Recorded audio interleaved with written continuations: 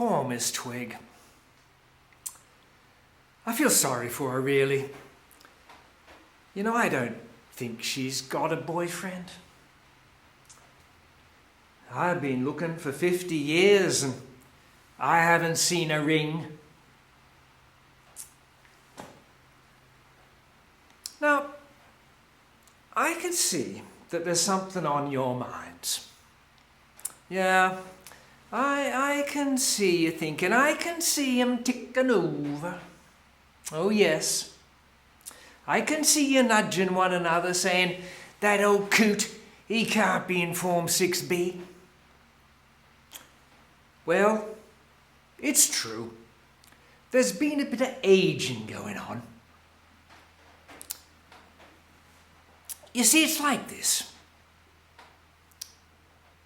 Every year, around exam time, around November, things start going a little bit blurry. Ooh. I start staying out late, drinking too much, listening to loud music. And as a result, I lose my exam timetable, I miss the exams, I turn up late, I fall asleep in the middle, and of course I fail.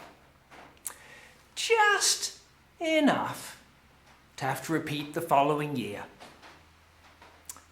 It's been happening for 50 years. Huh?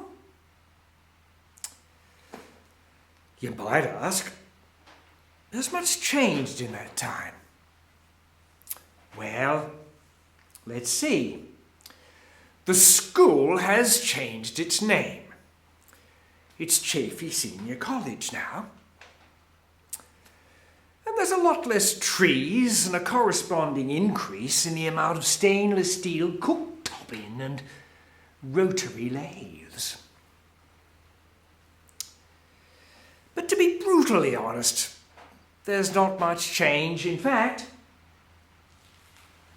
the change has been bugger all. Let me show you.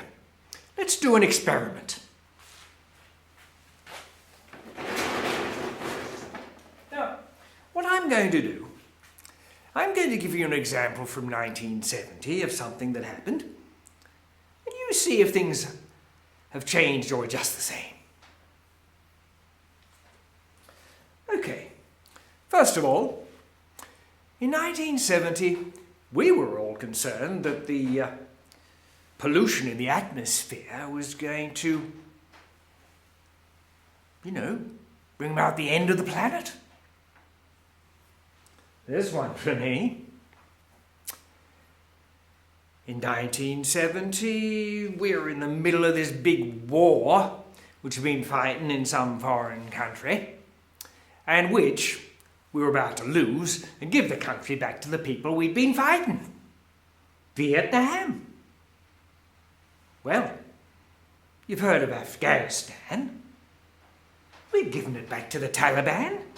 Of course we are. What else? Well, then, of course, in 1970, the thing that everybody was scared of was this great big scary communist country up north that was going to take over the world. RUSSIA. It's changed its name to CHINA now. Okay. Another one. In 1970, Australia had an extreme right-wing Prime Minister with an ugly mush. Nothing's changed there, I can tell you. And finally, America. Well, in 1970, America had a president who was a crook.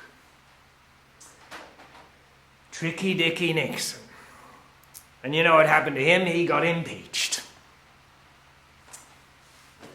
Say no more.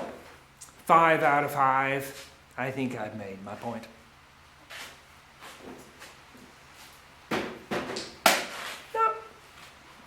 Now, you might be wondering how I got my name. My real name, of course, is Solomon Charles Smith. But how did I get the name Socrates? Well, at school I wasn't very popular. Not very popular with the teachers. Asked too many questions. Not silly ones, not like Vinnie Thompson, who asked Miss Frobisher in science class, "What's a penis made of?" No, mine were more existential. I wanted to know why we had to follow all these damn rules. Teachers just kept on telling me to bugger off. Anyway, it was Mr. Edwards in Form 4 who gave me the name. He came up to me one day and he said, "Smith, you're a bloody nuisance. Have you heard of Socrates?" Well, of course I had. Plucky old Greek egghead who asked a few too many questions, and so the name stuck, and ever since then I've been Socrates Smith, the Form 6B. Haven't always lived in Mildura, of course. No. We moved here about 5 years ago. We were living on the sunny northern beaches of Sydney. My father, he was a big shop lawyer. But we had to move on account of him, on account of a health scare. Had to move halfway across the continent, apparently. Of course, my mother wasn't impressed. No. Middle of the desert. No Anthony and Horden and Sons, no Mark Foys.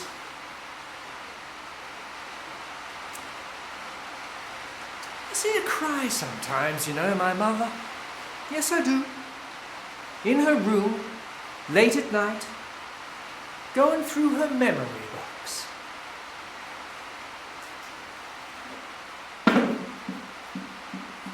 I know what's in there. I've had a peek. There's the posthumous war medal given to her brother, Charlie.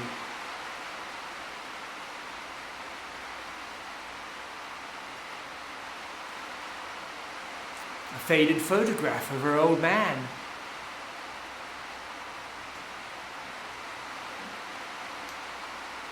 A lovely tapestry she sewed on the occasion of the coronation of the young Elizabeth.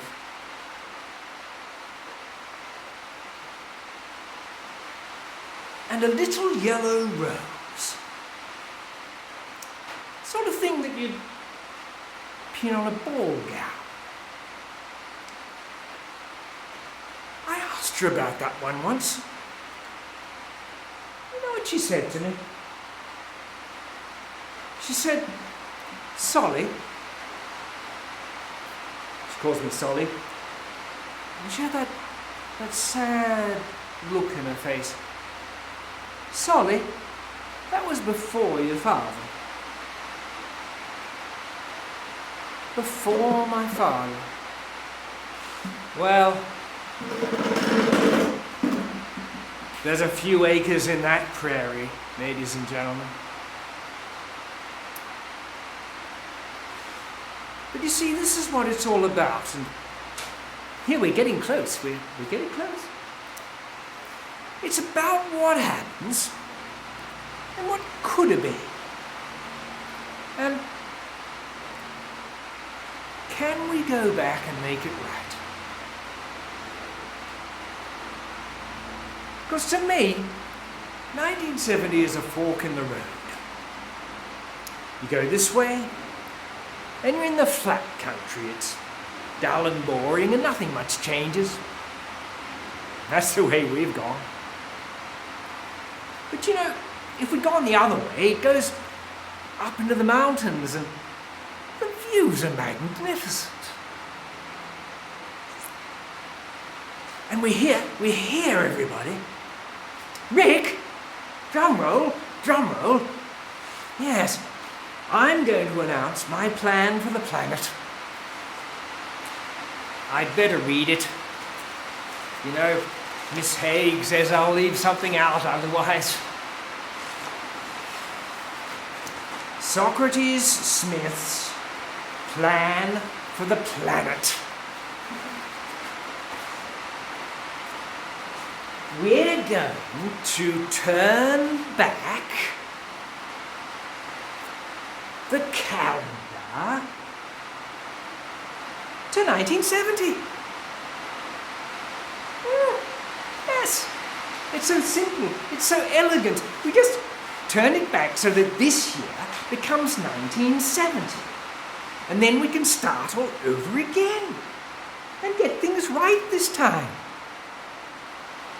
No global warming, no disasters, no freak weather events.